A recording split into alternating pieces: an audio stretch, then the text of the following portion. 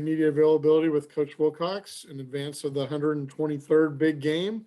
Go ahead and let me know in the chat that you have a question. I'll call on you. We'll start with Jeff Ferrata. Hey, good morning, Justin.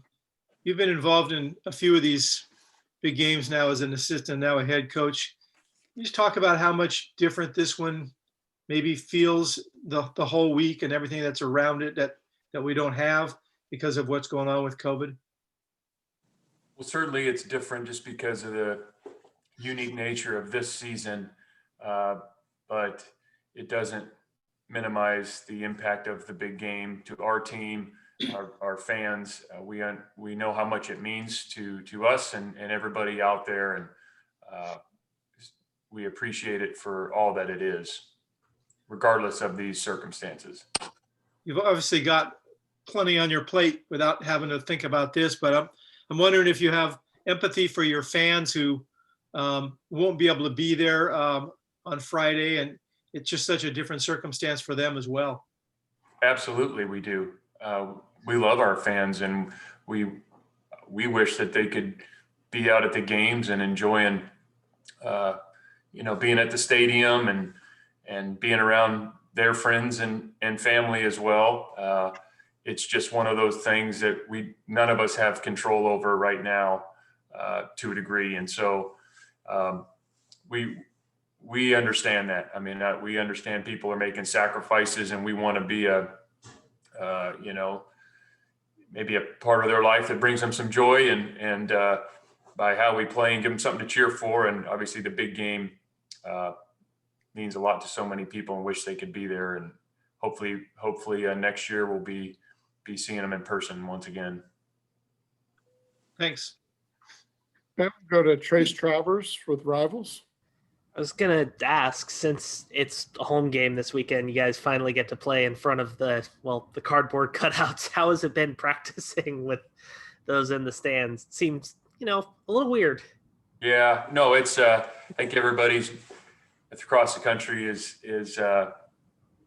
doing something a little bit different. A lot of cardboard cutouts, and we got ours here and behind our bench, and yeah, it's just that's 2020 in the season. That's how it's going to be, and we understand that. But we know that people will be tuned in, and we recognize how much, like I said before, how much this means to all of our fans and the university and the like. So we're focused on having a great week of practice so we can play at our best Friday. Yeah, and I wanted to talk about some of the special team stuff. Was there any, I guess, common denominator through those, or was it just like one person slipping up leads to everything? It's usually how it goes. If it was one thing, it'd be much simpler to address during the game. We just had kind of one thing leading to the next. Punt team wise, there were some protection issues that we've got to get cleaned up. A couple coverage issues, and then the return game, we had two really unfortunate penalties that I don't know I've ever seen both a kick return and a punt return called back in one game. And we know how those plays impacted the game, whether it was the punt team coverage, punt block, or the returns that were called back. Just key plays in the game, and the guys understand how important that is, and we got to continue to coach them and help them get better. And will your offensive line look anywhere near what it did during week one with some of those starters coming back, or is your understanding that the guys who started for Oregon State are going to be doing it again? That's what it looks like, just based on the guidelines that have been given.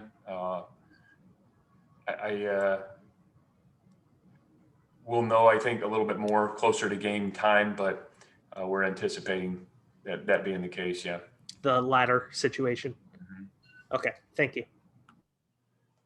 Okay, we'll move on to Rusty Simmons from the San Francisco Chronicle. Coach, now that you've had some time to look at the tape, how did that O-line look to you on Saturday? I thought the guys, for really not having many reps at all, I thought they played extremely hard. I thought they competed well. It didn't seem too big for them. There was plenty to correct. it wasn't perfect by any means, but I was proud of how those guys competed, and really a pretty short time frame of, when you're in the twos during the week with kind of the limited practice reps that we get right now, you don't get a ton of work during the week all the time. And so to be called upon in short order there on Friday and come out and compete like they did. And on the sideline, I thought they did a really nice job just addressing things on the sideline and communicating. Again, there's plenty of room for improvement, technique and finishing and those things, but I was proud of how they handled the situation. And on the other side of the ball, I was going to ask about the two one-play drives. One was a run, one was a pass. So I'm not sure there were any common threads there, but anything you saw on the tape on those? Yeah, the first play was kind of a domino effect. We got cut out of a gap on a kind of a simple outside zone play, and then we lost our eyes. The free hitter kind of lost our eyes, and it was kind of one thing led to the next, and then gave up a huge run, which, I think if we kind of try and force them to drive the field there, that drive, when we did that in the rest of the game, we were able to find a way to get off the field on a third down. But the one play drive, that first play was a tough one. And then the other one was just off of a backed up punt. We got a penalty, and then we kind of didn't get our best punt. And then they had the ball kind of in that fringe zone, we call it, and they took a shot on the first play on the throwback to the tight end, and we're about a step behind there. I don't think it was assignment oriented. It was more just kind of technique oriented. Lost him just for a second, and they converted the touchdown. Thank you. Okay. Does anybody else have a question for Coach? Jake, or actually Trace Travers, I think, is next in the queue. I also wanted to ask about Mike Safel. I know I asked about him on Saturday. Is there any progress with him getting back towards playing? Yeah, there's progress, and Mike is as tough as they come. So we're hopeful that he'll be available, but we won't know or announce anything until game time. Yeah, and how did Brian Driscoll kind of do in his play, since that was his first big action, kind of getting thrown in the fire? Yeah, just echoing the same comments as before, competed really hard. He has room for improvement, which you would expect a guy that hasn't ever played before would. But I thought he went in and battled like crazy, competed really hard. He knew what to do. Not a lot of mental errors by any means, but just things he can continue to, grow and improve upon, and technique standpoint and experience standpoint. There's not a lot substitute for those reps he got in the game. And so I'm proud of him, and just expect him to continue to work and get better. Thank you. We'll go back to Jeff Ferrato from Cal Sports Report. Yeah, Justin, your offense performed so well in the first half at Oregon State, and then there was a big drop off in the second half. And I'm wondering what you attribute that to. Does any of it have to do with maybe the offensive line not playing as well, or what did you see on the tape? I think it was, it was a matter of execution from one play to the next. Really wasn't a lot of different looks. Whether it was a block here or a throw and catch there, we just didn't sustain the drives like we had in the first half, and then we got it going a little bit more there in the fourth. But I think we all, after looking at the tape, felt like we could have played that third quarter much better. And that's what we'll work on as we move forward into this week. And can you just tell us what you've seen on tape of Stanford? What's impressed you? Anything surprise you, or what do you see? No, I mean, big and physical like they have been. They got some good wideouts, create some mismatch, situations with their size. So it would be good for our guys to go out and compete against them. Really talented runner who we know well. Quarterback's a very good player. Seems like they've always, had good quarterback play there. So really done a nice job on offense. Defensively, kind of more of the same, big and physical up front. Got some really active linebackers and got some DBs that got some cover skills, and they got a couple new guys that are playing there, but talented guys, and so I think they're a really good football team, and I think they, each the games they played better. So Thanks. mhm. Okay, we'll go back to Rusty Simmons from the Chronicle.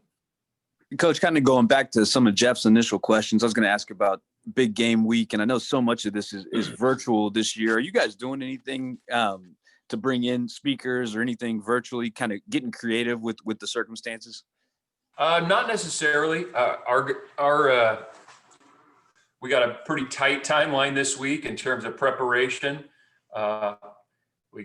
It's a short week. We got Thanksgiving. Not that we can do a lot for Thanksgiving, if anything, but we appreciate the significance of the big game, and our players are aware. It's really more about, how well can we practice, how tuned in can we get to the game plan, all the detail things, because those are going to really drive the game. So we're focused in on that and trying to be just uber efficient with our time. You mentioned the exact question I was going to ask next. Was a short week with a Friday game and a holiday in between. How are you guys kind of handling the practice schedule? Just like we did last week. We had a short week last week, so really the same type of schedule. It's just one day up, and the holiday in 2020, it doesn't have a huge impact. I'd love to say that there's a Thanksgiving Day team meal or celebration, but we're just not able to do that, as you all know. So we'll recognize it the best we can and get them a grab and go meal to fill them up, but the holiday celebration would have to wait until next year. And one more scheduling question. I'm not sure if this will even affect you guys, certainly not this week, but what's your understanding of California's curfew situation? If you guys are scheduled a late game later in the season, how does that affect you guys? Last week I heard it was an issue, not for us because we were out of state, but for the in-state schools, I heard there could be some conflict there, and the game wasn't able to be played. So we'll see. I mean, I think the Pac-12, I'm sure, is on that, as well as the administrators who are having those daily conversations regarding the ever evolving COVID situation in the different states and in the conference. But ultimately, I'm sure they'll let me know what time the game is. They just traditionally don't ask us. And in situations like this, I would imagine the administrators and the Pac-12 conference would lead the way, and not me. Thank you. Go to Jackson Moore from 24/7. Coach, when it comes to recruiting, just with both of these schools being similarly located and some of the same advantages, how much does head-to-head results play when you're going for a recruit that has both schools as an option? Yeah, well, I think all results come into play, certainly head-to-head, as you mentioned. And, we do compete in recruiting from time to time, and I know that's one of the things that players and recruits will look at. So we acknowledge that, but it's not something that we, spend a lot of time worrying about. We spend our time trying to get prepared for the game, and so we can go play well, and recognizing that results in this game and all games matter. And so that's kind of where we spend our focus and time. It seems in general that your team's recruiting efforts have increased year by year, but can you describe maybe how it has been going up against the Stanford recruit now compared to when you first got here? That'd probably be a better question for the recruits. I think our recruiting has continued to improve, and we're going to continue to work on that. It's something that we do on a daily basis. We spend a lot of time and energy on recruiting. Arguably the most important thing we do in the program is get the right people in the program. And so, it's a big part of it, and will continue to be so. But I think we've made strides there, and we're going to continue to push to develop that. Thank you. Okay, Jeff Verrado. Yeah, Justin, you made mention of the 3 offensive linemen who are in the quarantine, but you had 2 other players who weren't able to play that we didn't get any explanation for. Are Braxton Croto and or Colin Moore going to be available? And also the guys who are in the protocol, how are they doing? The guys that are in the quarantine are doing well. Everybody's, we unfortunately have kind of been through this before, but they're doing well, and hopefully get some clearance to get active here independently of the team sometime soon. But yeah, the other guys won't be would be game time as well, and then we'll once we get to Friday, or we'll release the depth chart and kind of see where we're at on that day. Just to be clear, are Croto and Moore in the quarantine, or is there a situation separate from that? Yeah, it's not something that that I'm able to comment on. I just can't comment on those things right now. Understood. Thank you. Okay, Trace Travers from Rivals. Also wanted to ask about the other 2 guys who were out, and Chris, who is on the sideline for you guys, and Stanley. Will those guys be able to come back by Friday? We hope. We're hopeful. All right. Thank you. Anybody else have a final question for Coach? Okay, seeing none, I think that's it, and we'll see a bunch of you guys